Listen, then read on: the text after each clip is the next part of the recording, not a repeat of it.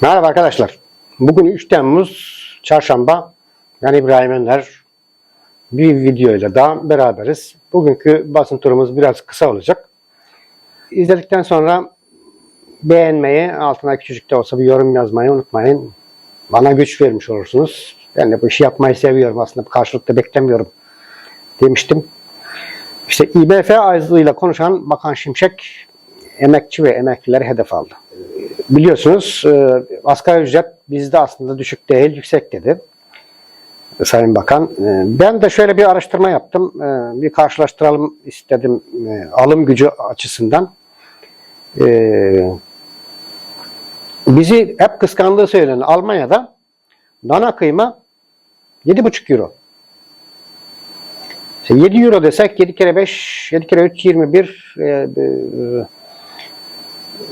8 olarak kabul etsek 260 lira falan. 250 lira diyelim.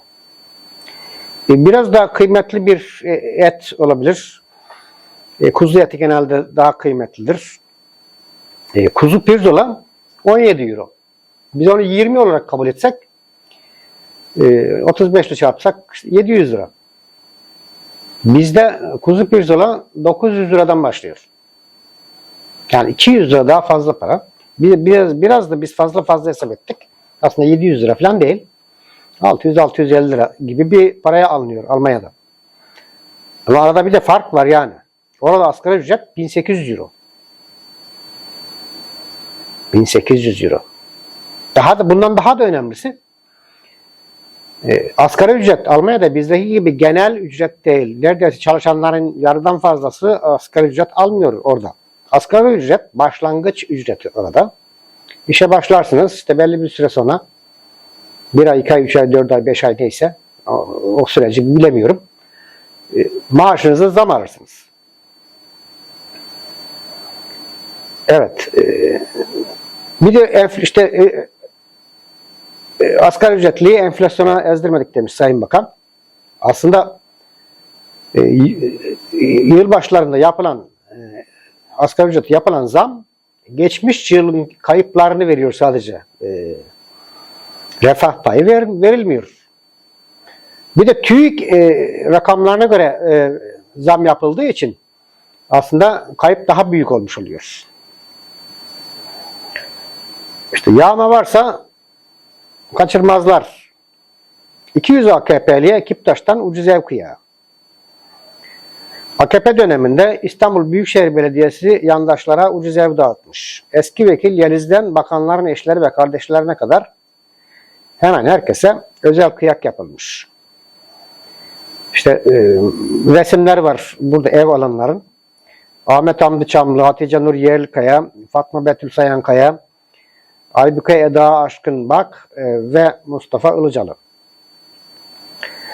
İstanbul Büyükşehir Belediyesi'nin iştirakı olan Kiptaş'ın AKP döneminde yandaşlara, bürokratlara, milletvekillere, eski bakanlara ucuz daire sattığı ortaya çıktı diyor haberimiz.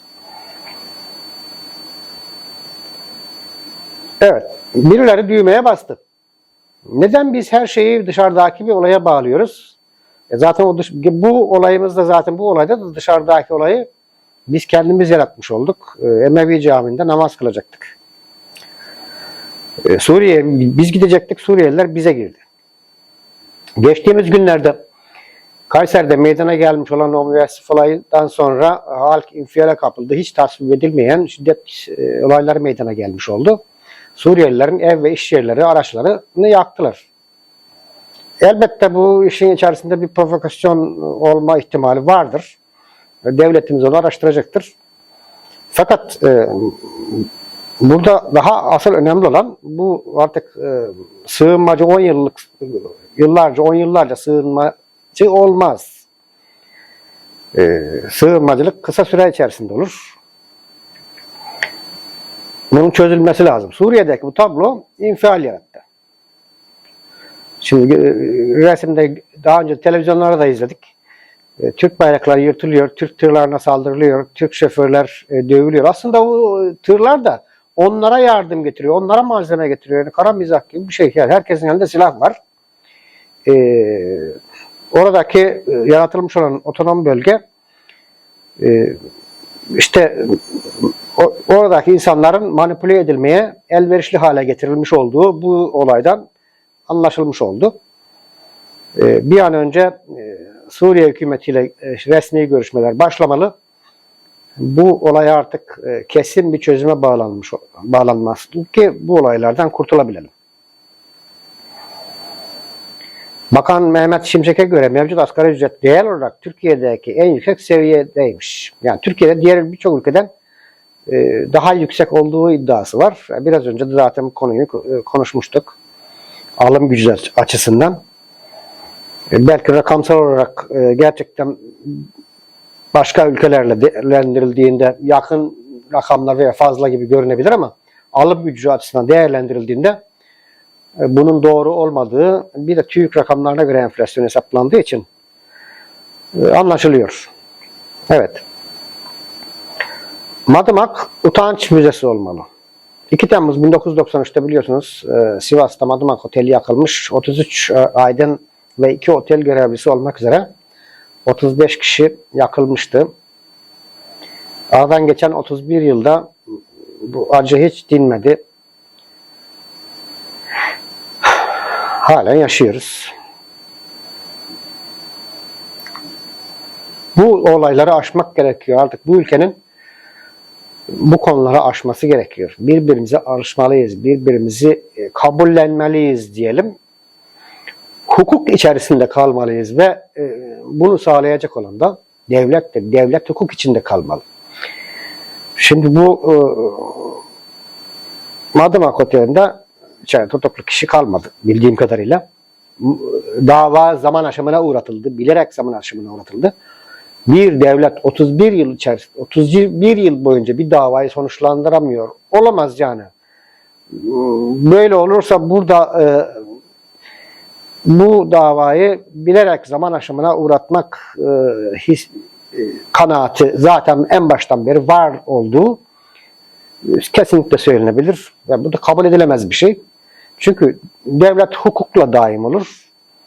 Devletin işte dini, inancı, her şeyi hukuk olmalıdır, adalet olmalıdır. Adalet dağıtabildiği oranda devlet olur.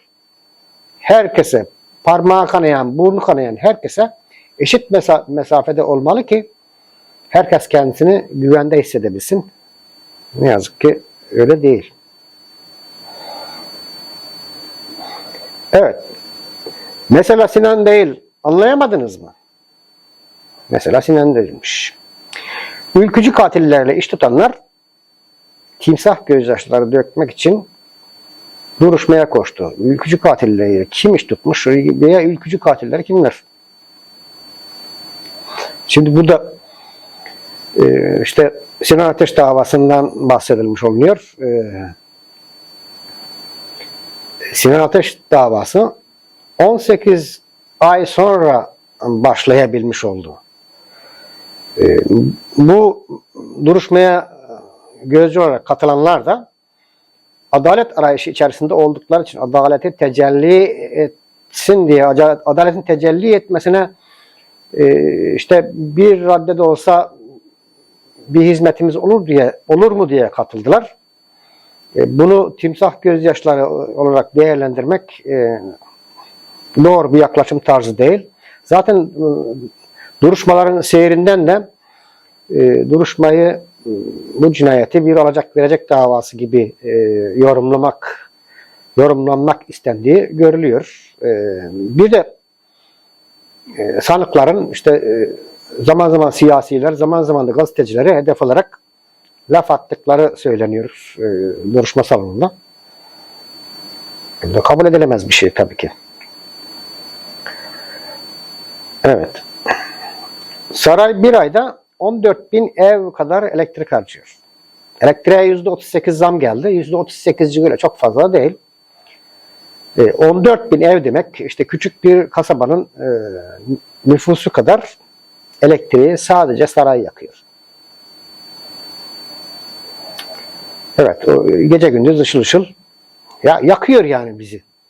Günlükte 34 milyon lira gibi bir para harcandığı o ekonomistler hesaplamıştı. Tabii ben ekonomist değilim. Ekonomist değilim yani ben. Bilemem.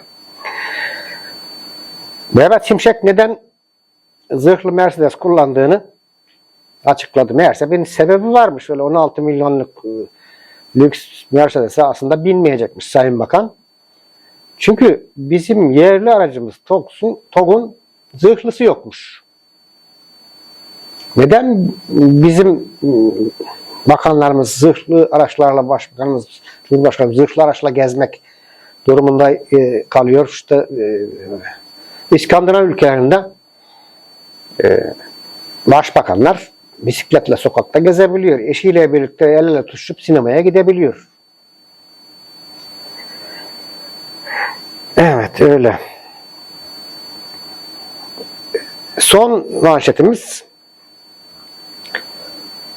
yeni bakanın eski icraatları. Biliyorsunuz kabinede 2 değişiklik oldu. Sağlık Bakanı ile Çevre Bakanı değişti. Çevre Bakanı yine daha önceki Çevre Bakanı olmuş oldu. Murat Kurum yani yeniden eski görevine dönmüş oldu. Sağlık Bakanlığı'na ise işte Fahrettin Koca'nın yerine İstanbul İl Sağlık Müdürü olan Profesör Doktor Kemal Memişoğlu atandı. Yeni bakanın eski icraatları derken işte İstanbul İl Sağlık Müdürü iken 2019'da yayınladığı genelgede edep, adap ve inanca uygun giyinin demişti. Ayrıca Ensar Vakfı forması da giymiş. Orada aşağıda bir resim var. Ensar Vakfı formasıyla poz verdi diye. Bakalım önümüzdeki günler neler getirecek. Aslında neler getirecekten ziyade neler götürecek. Bizim cebimizden neler götürecek demek daha doğru sanıyorum. Bu manşetimizle beraber basın turumuzu burada bitiriyoruz. İzlediğiniz için teşekkür ediyorum. Videoları izledikten sonra beğenmeyi, videonun altına küçük de bir yorum yazmayı sakın unutmayın diyorum. Videonun altına bir yorum yazarsanız bana güç katmış olursunuz. Ben de daha bir şevkle çalışırım diyelim. Teşekkür ediyorum. Yeni bir videoda görüşmek üzere.